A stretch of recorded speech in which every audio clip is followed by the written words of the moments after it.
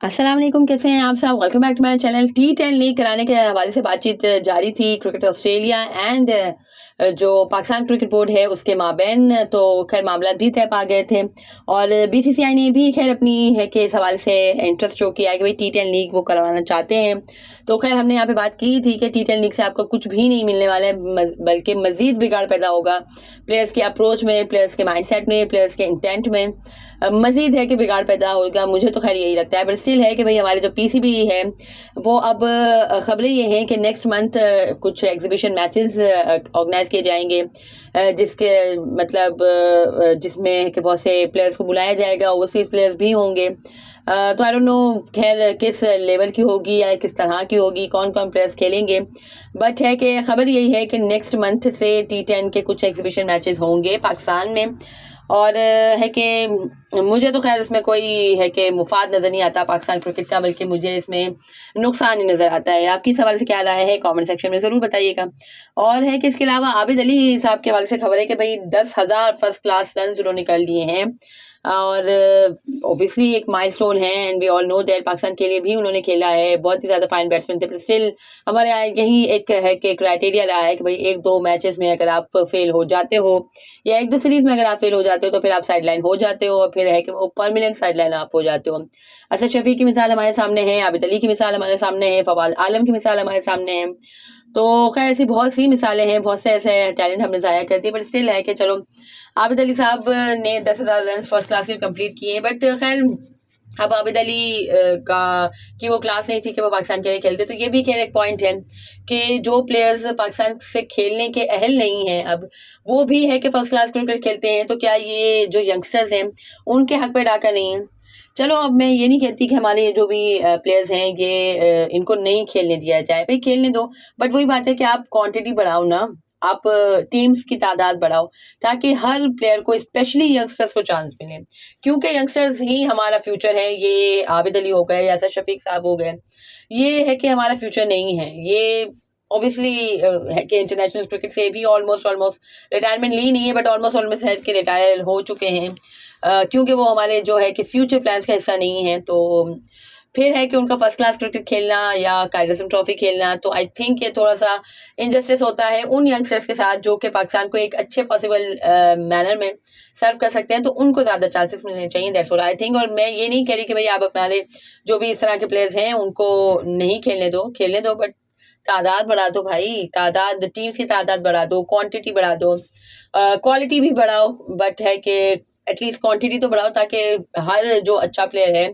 उसको चांस मिले। Specially youngsters पे ज़्यादा फोकस होना चाहिए। ये तो खैर अब रीजन की टीम है या जो भी है कि टीम्स होती हैं कराची, लाहौर वगैरह की जो भी जो टीमें होती हैं, उनको भी देखना चाहिए कि भाई यंगस्टर्स को ज़्यादा चांस मिले ताकि पाकिस्तान की क्रिकेट को इससे है कि फ़ायदा हो, पाकिस्तान क्रिकेट टीम को इससे फ़ायदा हो। और फिर खैर इसके अलावा वकार यूनिस साहब ने कहा है कि भाई पाकिस्तान की जो पेस अटैक है राइट नाउ, इसमें कोई रियल पेस उन्हें नज़र नहीं आती।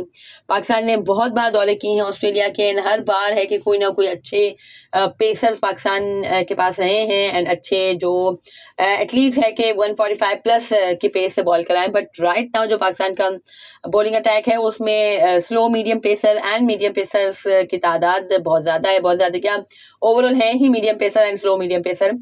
कोई फास्ट बॉलर हमारे पास नहीं है। शाहीन शाह अफरीदी फास्ट बॉलर कहलाए जाते थे, बट है कि 130 से वो अब जा ही नहीं रहे। और देखो तो हसन अली साहब की भी बहुत ही ज़्यादा पेस गिरी हुई है। जो हमारे यंगस्टर्स खेल रहे थे, आमिर जमाल वगैरह, आमिर जमाल तो 140 प्लस करते थे, बट उनकी भी 130-135 पे ही पेस है।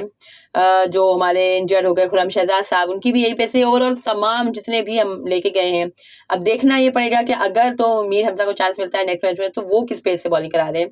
बट है कि पाकिस्तान के पास पेस नहीं है, बहुत सी ऐसी बातें हो रही हैं। वो चीज़ जो पाकिस्तान का खासा रही है, जो पाकिस्तान की एक है कि ट्रेडमार्क रहा है कि Pakistan is the land of pacers माशाल्लाह, बट है कि अभी कोई पेसर ही नहीं है हमारे पास, जस्ट है कि मीडियम पेसर ही हैं।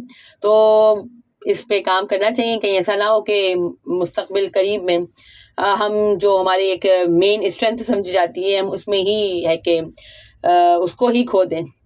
और फिर खैर इसके अलावा भी बहुत सी खबरें हैं ज़मान खान के हवाले से। ज़मान खान और हारिस रऊफ़ दोनों ही, कि ज़मान खान भी खैर बीबीएल खेल रहे हैं, हारिस रऊफ़ भी बीबीएल खेल रहे हैं। तो हारिस रऊफ़ साहब ने वी ऑल नो दैट कि किस तरह के वो पर्सन हैं, और है कि बाज़ औक़ात ऐसी हरकतें वो करते हैं। सैम बिलिंग साहब भी, जो आई थिंक पीएसएल 8 में हारिस रऊफ़ इज़ पागल, हारिस रऊफ़ इज़ पागल कहते थे। तो आज खैर हारिस रऊफ़ ने उनके इस मकौले को सच साबित कर दिया। आज वो है कि अपनी टीम के, मेलबर्न है उनकी टीम, मेलबर्न स्टार्स, उसके लिए खेल लेते हैं। एंड ऑब्वियसली वो नंबर 11 के बैटर के तौर पे खेलें। लास्ट डिलीवरी थी और नॉन स्ट्राइकर एंड पे वो थे, तो उन्होंने ना हेलमेट लिया ना उन्होंने पैड्स लगाए, वो ऐसे ही है कि ग्राउंड पे आ गए, बिकॉज जस्ट एक ही बॉल खेलनी थी। बट इस एम्पायर ने डिनाई कर दिया कि भाई आप इस तरह से नहीं खेल सकते हो, आप जाओ और है कि प्रॉपर जो गेटअप होता है बैटर का उसमें आओ। तो फिर टाइम्ड आउट होने का भी खतरा था हारिस रऊफ़ साहब को, तो जल्दी जल्दी में उन्होंने पैड्स नहीं पहने, उन्होंने जस्ट है कि वो हेलमेट पहन के आ गए। तो उस पर भी खैर बहुत ज़्यादा बातें हो रही हैं, और कमेंटेटर ने भी कहा कि क्या इस सर्कस एंड ऑल, और कमेंटेटर ने तो खैर उन्हें है कि क्रिटिसाइज किया, और खैर सही भी है। आपको एक बॉल खेलनी है कि बॉल नहीं भी फेस करनी है, आपको प्रॉपर जो गेटअप होता है आपको उसमें ही आना चाहिए। बट है कि वी ऑल नो दैट जो जिस तरह का मूड होता है हारिस रऊफ़ साहब का, तो वो उसी तरह से के मूड में होंगे। तो खैर सैम बिलिंग ने है कि अपने पोस्ट भी उन्होंने की है, उन्होंने कहा है कुछ हारिस रऊफ़ को टैग करके कहा है पागल बीइंग पागल, यानी उन्होंने दोबारा है कि इस चीज़ को हाईलाइट किया है। And we all know that खैर पीएसएल 8 में काफ़ी ज़्यादा ये जो है वो गर्दिश कर रहा था कि सैम बिलिंग तो हमेशा ये कहते हैं कि हारिस रऊफ़ पागल, और मेरे ख्याल से इसके अलावा कुछ और इंटरव्यू भी दिया था आफ्टर पीएसएल से खेलने के बाद, कुछ अपने मुल्क वगैरह में जाके उन्होंने इंटरव्यू भी दिया था, उसमें भी उन्होंने कहा था कि हारिस रऊफ़ पागल। तो जो हरकत की है हारिस रऊफ़ साहब ने, तो लिटरली हर कोई भी यही कहला है कि हारिस रऊफ़ पागल। सो खैर इसके अलावा ज़मान खान साहब के हवाले से खबर है कि भाई Zaman Khan is going phenomenally well. खैर आज मैं देख रही थी ट्विटर पे, जो एक मखसूस जो जर्नलिस्ट साहब हैं जिनका काम ही मनफी एजेंडा चलाना और मनफी प्रोपेगेंडा फैलाना होता है, वो कह रहे हैं कि भाई पाकिस्तान ने है कि अपने फ्यूचर प्लान्स में रखा है ज़मान खान को, बट है कि जो बीबीएल की टीम्स हैं वो उनके टॉप प्रायोरिटी नहीं है।